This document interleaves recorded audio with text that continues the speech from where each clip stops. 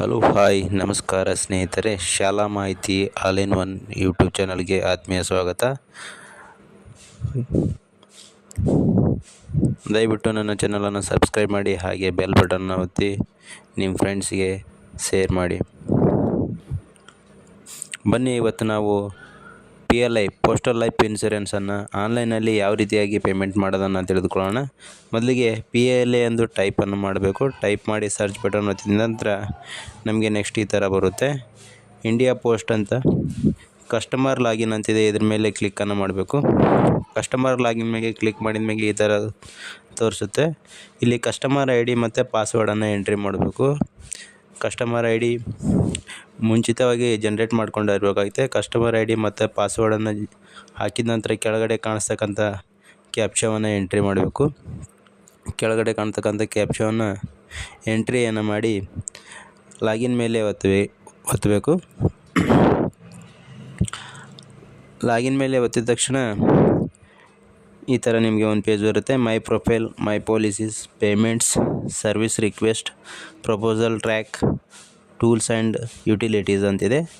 ಇಲ್ಲಿ ನಾವು payments ಮಾಡ್ತಿರೋದ್ರಿಂದ payments ಮೇಲೆ ಕ್ಲಿಕ್ ಮಾಡಬೇಕು. ಪೇಮೆಂಟ್ಸ್ ಮೇಲೆ ಕ್ಲಿಕ್ ಮಾಡಿದ ನಂತರ ನಮಗೆ policy number, product name, product type, instalment, premium ಅಂತ ತೋರಿಸುತ್ತೆ. ಇಲ್ಲಿ ಪಾಲಿಸಿ ನಂಬರ್ ಅಂತಿದೆ, ಈ ಪಾಲಿಸಿ ನಂಬರ್ ಮೇಲೆ ಕ್ಲಿಕ್ ಮಾಡಬೇಕು.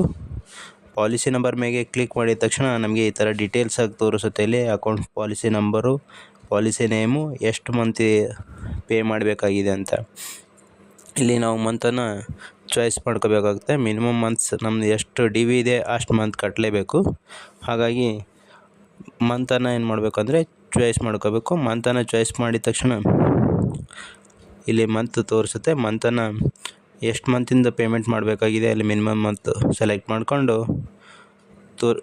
ಮಾಡಿಕೊಂಡ್ರೆ ಇಲ್ಲಿ ಡೀಟೇಲ್ಸ್ ತೋರಿಸುತ್ತೆ. ಡೀಟೇಲ್ಸನ್ನು ನೀಟಾಗಿ ನೋಡ್ಕೋಬೇಕು. ನೋಡ್ಕೊಂಡ ನಂತರ ಕೆಳಗಡೆ ಪೇ ನಾವ್ ಅಂತ ಒಂದು ಆಪ್ಷನ್ ಕಾಣಿಸುತ್ತೆ ನಮಗೆ. ಇಲ್ಲಿ ಪೇ ನಾವ್ ಮೇಲೆ ಕ್ಲಿಕ್ಕನ್ನು ಮಾಡಬೇಕು. ಪೇ ನಾವ್ ಮೇಲೆ ಕ್ಲಿಕ್ ಮಾಡಿದ ಮೇಲೆ SBI ಮತ್ತು ಪೇ ಯು ಅಂತ ಎರಡು ಆಪ್ಷನ್ಸ್ ಕಾಣಿಸ್ತಾ ಇದೆ. ಇಲ್ಲಿ ಮೊದಲನೇದಾಗಿ SBI ಮೇಲೆ ನೋಡಬೇಕು, ಕ್ಲಿಕ್ಕನ್ನು ಮಾಡ್ಕೊಳ್ಳಿ. SBI